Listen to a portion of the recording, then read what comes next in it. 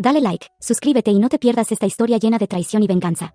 Mi hermana me traicionó con mi novio una semana antes de su boda. Le conté la verdad a su prometido, pensé que lo ignoraría. Pero lo que sucedió en el altar lo cambió todo. No solo destapé una mentira, sino que una venganza que nadie esperaba tomó forma.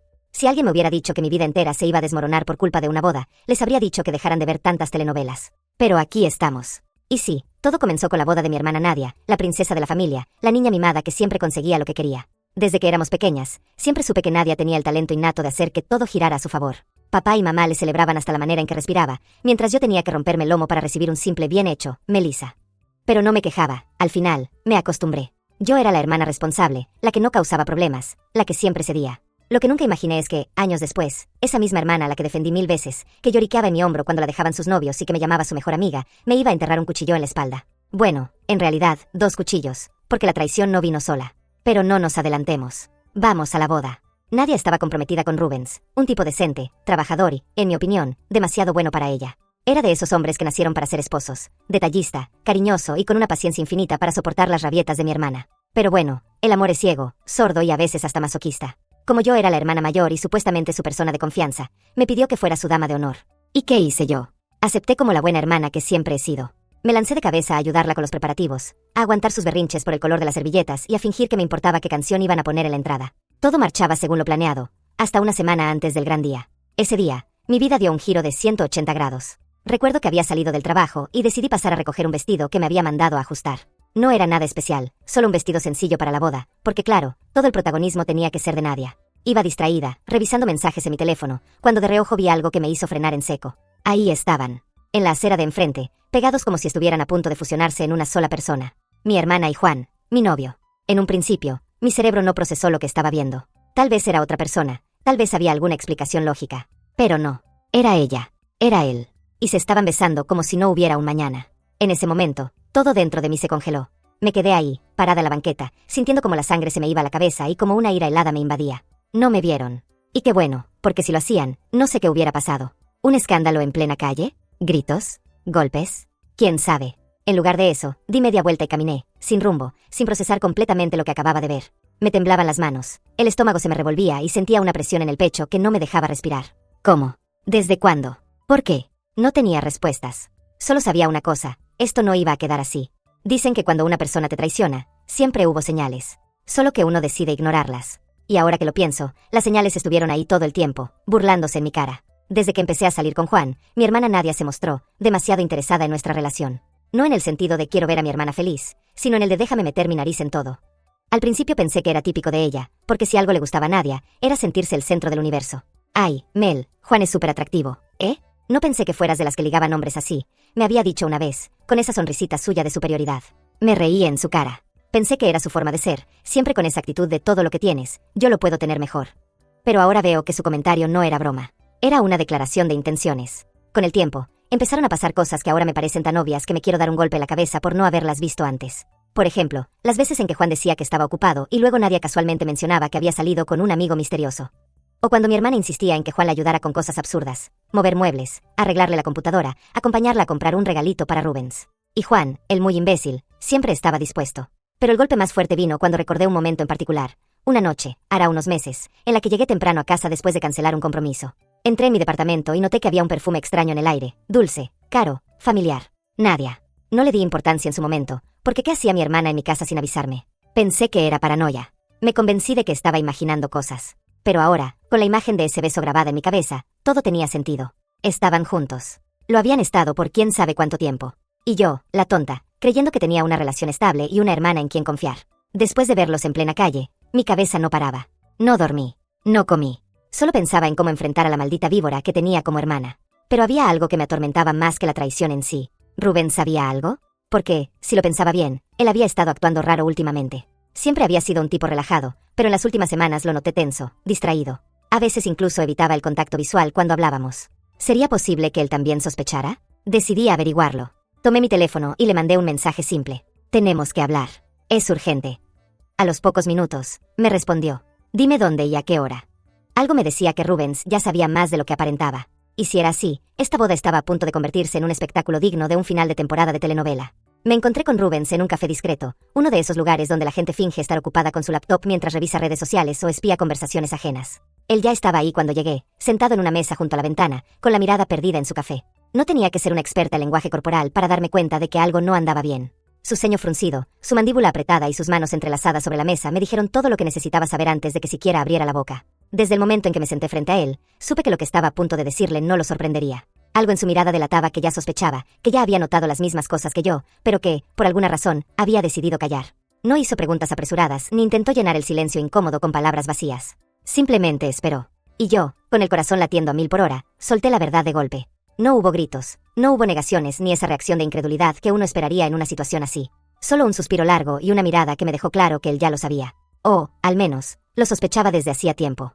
Me dijo que en las últimas semanas había notado cambios en Nadia, pequeños detalles que en su momento parecían insignificantes, pero que ahora cobraban todo el sentido del mundo. Me habló de cómo ella de repente tenía reuniones de trabajo a deshoras, de cómo guardaba su celular con más recelo de lo normal y de cómo su actitud hacia él había cambiado. No era distante, pero tampoco la misma de antes. Era una versión de sí misma que parecía estar obligándose a seguir adelante con una boda que, en el fondo, tal vez ya no quería. Me contó que una vez vio un mensaje sospechoso en su teléfono, un simple tebeo en nuestro lugar de siempre que encendió todas las alarmas en su cabeza. No necesitaba un nombre para saber con quién hablaba.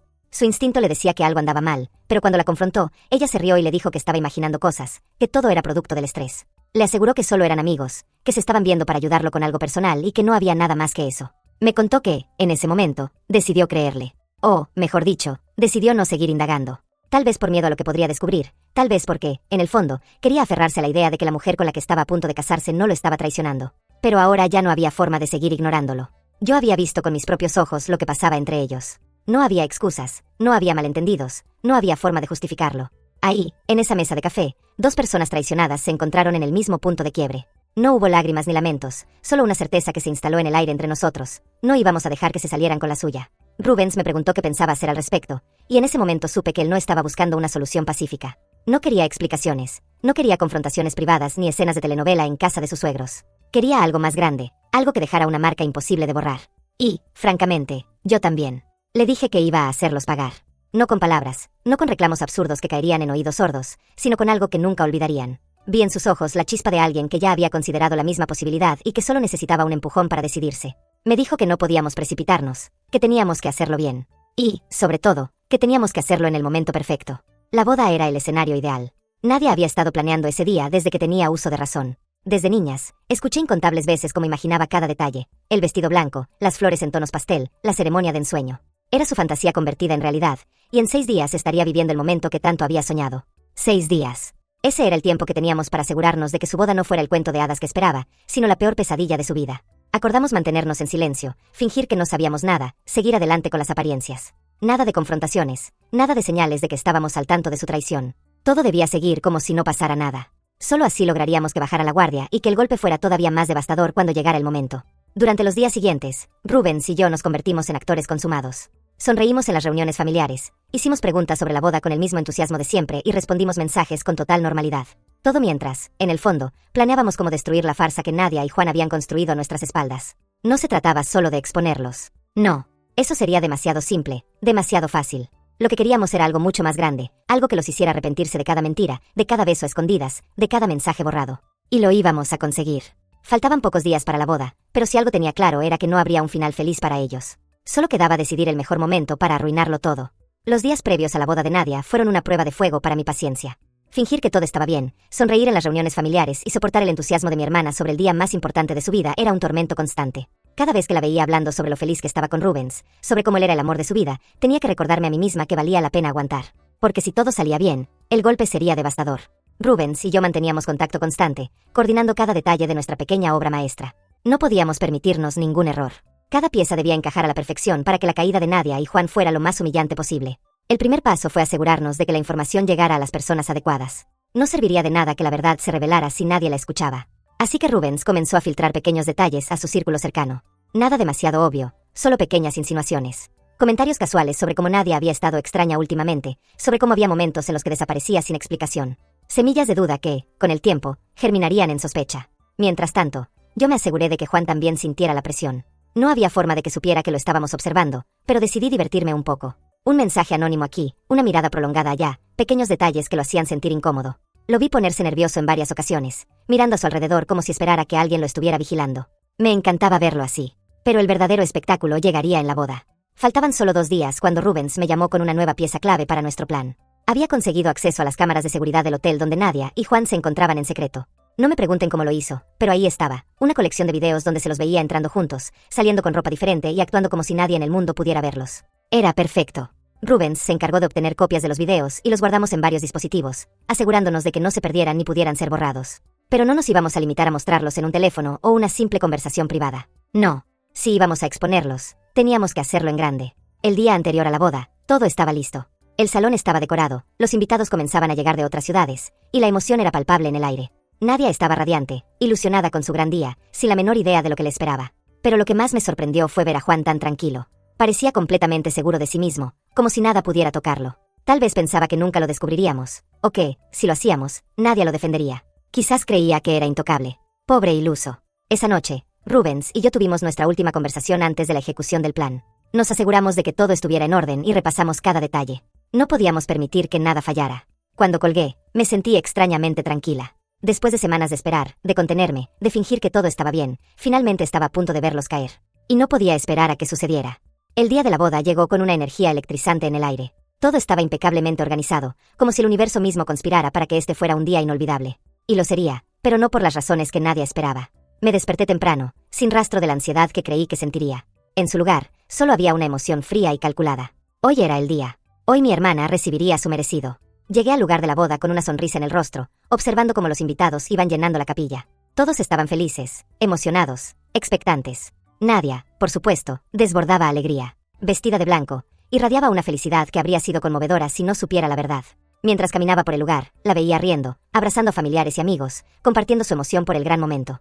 Pero yo solo veía a una mentirosa. Rubens estaba en su posición, impecable, con su traje perfectamente ajustado. Saludaba a todos con una calma que me sorprendía. Si yo no supiera lo que iba a hacer, jamás habría adivinado que planeaba destruir a su futura esposa en cuestión de minutos. El momento llegó. Todos tomaron sus asientos. La música comenzó a sonar y Nadia caminó por el pasillo con una sonrisa radiante. Miró a Rubens con adoración, sin saber que estaba a punto de ser humillada frente a todos. Las primeras palabras del sacerdote marcaron el inicio del espectáculo. Rubens tomó el micrófono con seguridad y, en lugar de seguir con los votos tradicionales, hizo una pausa. Miró a Nadia con una expresión que nadie supo interpretar de inmediato. Luego, con una voz firme pero tranquila, comenzó a hablar. Explicó que antes de casarse con alguien, uno debía estar seguro de que esa persona era digna de confianza, alguien con quien compartir el futuro sin secretos ni mentiras. La gente en la capilla murmuraba, sin entender aún a dónde quería llegar. Hasta que lo soltó. Dijo que lamentablemente descubrió algo que le impedía seguir con la ceremonia. Algo que no podía ignorar. Que amaba a Nadia, pero que ella había cometido el peor error de su vida. El silencio en la capilla era absoluto. Y entonces, proyectó los videos. Las imágenes comenzaron a reproducirse en las pantallas colocadas estratégicamente en el lugar. Allí estaban Nadia y Juan, entrando y saliendo del hotel, comportándose como una pareja descarada, completamente ajenos a la posibilidad de ser descubiertos. Los murmullos se transformaron en jadeos de incredulidad. Nadia palideció en un instante, llevándose una mano a la boca. Algunos invitados se pusieron de pie, mientras otros miraban la escena con ojos desorbitados. El golpe final llegó cuando Rubens miró directamente a Juan, que estaba petrificado en su asiento.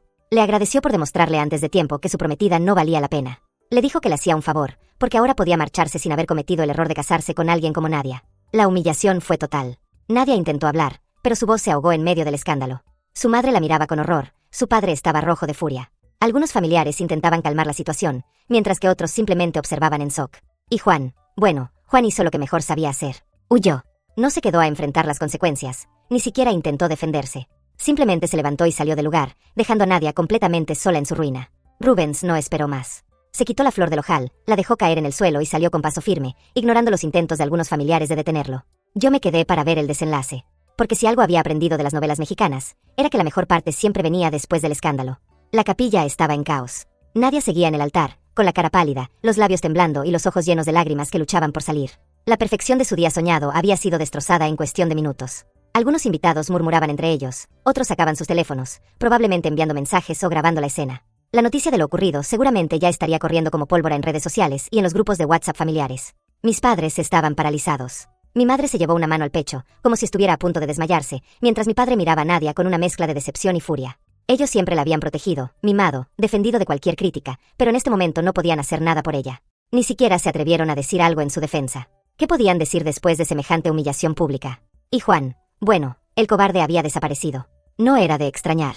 Un hombre como él jamás enfrentaría las consecuencias de sus actos. Seguramente ya estaba escondido en algún lugar, buscando excusas, intentando convencer a alguien de que lo que se vio en los videos no era lo que parecía. Yo, en cambio, disfruté cada segundo. No es que me alegrara ver a mi familia desmoronarse de esta forma, pero la justicia poética tenía su encanto. Durante toda mi vida, nadie había sido la consentida, la que siempre se salía con la suya, la que nunca enfrentaba consecuencias reales por sus acciones. Siempre se las arreglaba para quedar como la víctima, para torcer las situaciones a su favor.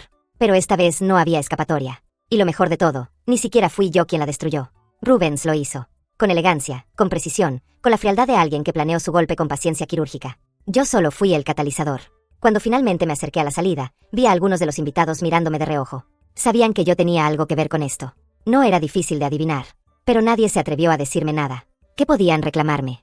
¿Qué dejé que la verdad saliera a la luz? Antes de salir, vi como Nadia se derrumbaba en un banco, sollozando sin control. Nadie se acercó a consolarla. Ni siquiera su madre. Eso fue suficiente para mí. Ya en el estacionamiento, me encontré con Rubens, quien estaba apoyado contra su auto, con una expresión que oscilaba entre la calma y el alivio. Nos miramos por un momento en silencio.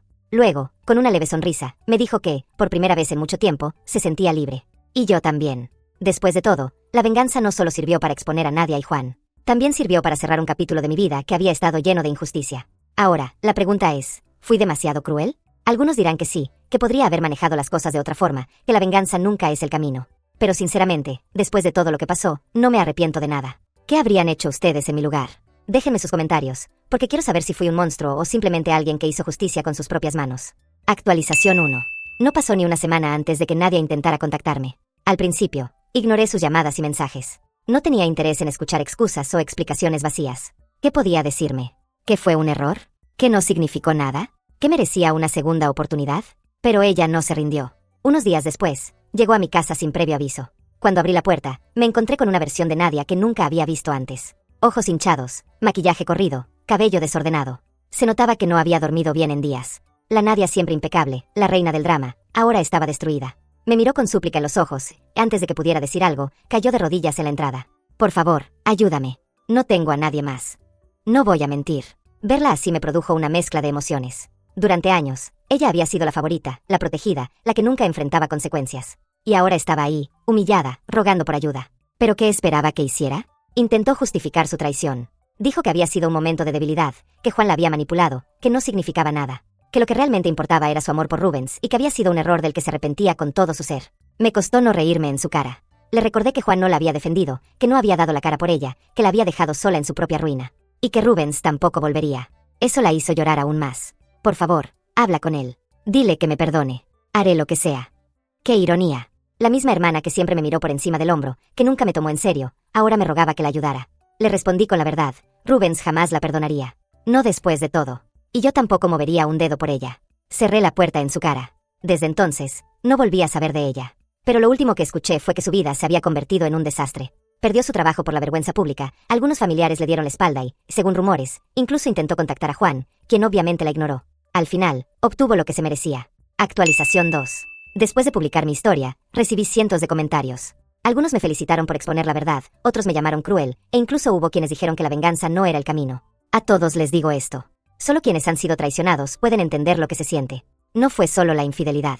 Fue la traición de alguien que debía ser familia, alguien que se suponía que debía protegerme, no apuñalarme por la espalda. ¿Me arrepiento? No. ¿Lo haría otra vez? Sin dudarlo. Agradezco todos los comentarios, tanto los de apoyo como los que cuestionaron mis acciones. Pero al final, solo yo sé lo que viví. Y créanme, la venganza fue dulce.